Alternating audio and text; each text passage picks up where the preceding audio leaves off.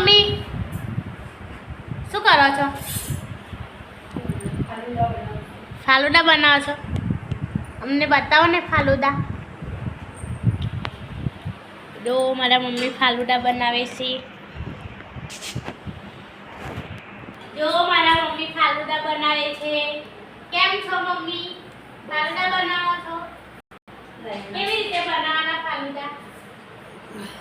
જો ગાઈસ મારા મમ્મી ફાલુદા મસ્ત બનાવી રહ્યા છે દૂધ નાખીને.